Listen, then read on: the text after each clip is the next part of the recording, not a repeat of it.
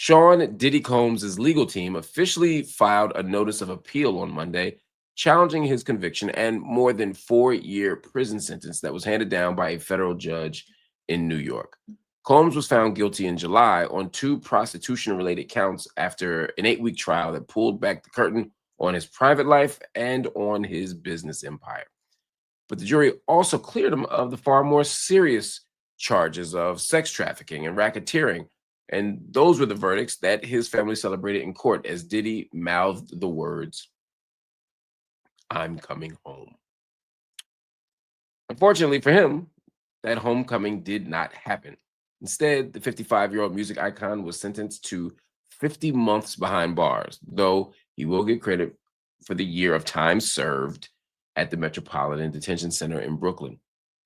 In a letter to the judge before his sentencing, Diddy admits that he did some wrong. He said, "I'm sorry for the hurt that I caused, but I know words alone can't erase the pain from the past." Prosecutors had pushed for 11 years, 11, which was crazy, calling him a man who used his power to exploit others. But his lawyers argued that the charges didn't even apply under federal law. And that's a point that they're going to raise once more during the appeal process. But at this point, the fight moves to a new court. It moves to the Second Circuit Court of Appeals, where Combs' attorney, Alexander Shapiro, will argue to overturn the conviction. That's not likely to happen, but you never know. Anyway, Diddy remains in federal custody until then.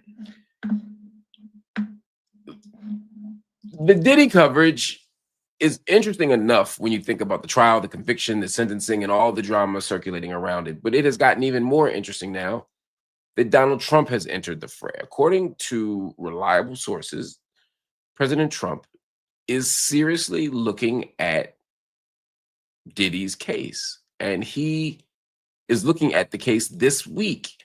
And he's looking at the case this week with an eye toward commutation.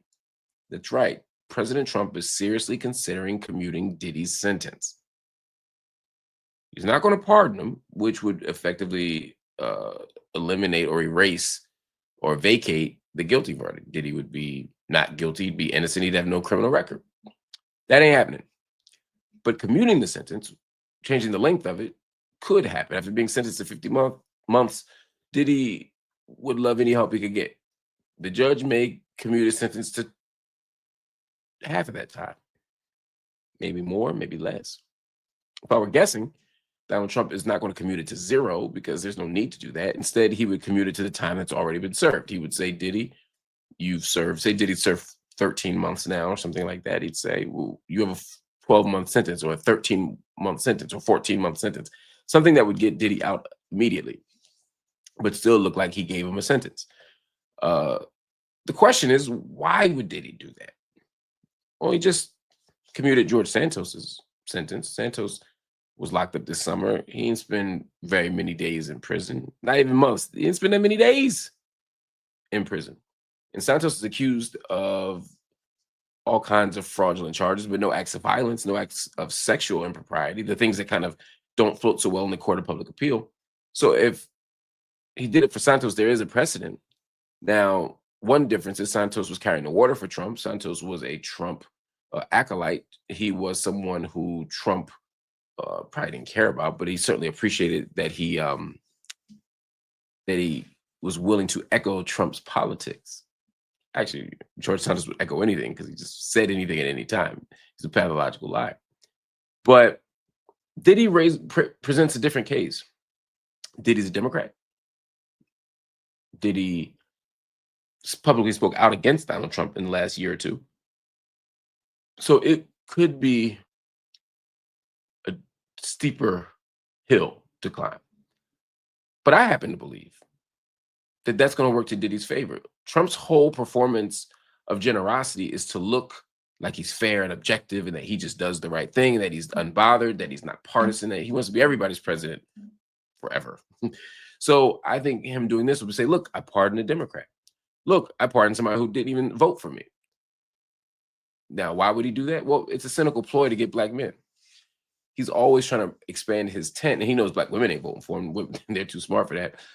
But there's a sector of people across race, gender, class, whatever, who are susceptible to Donald Trump.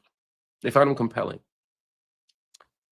And so if you can do things for that group or things that that group would find positive, then you can make inroads there. So if Donald Trump is already getting 11% of the black male vote, just say, for example, or 11% of the overall black vote, maybe he now wants 15 or 16.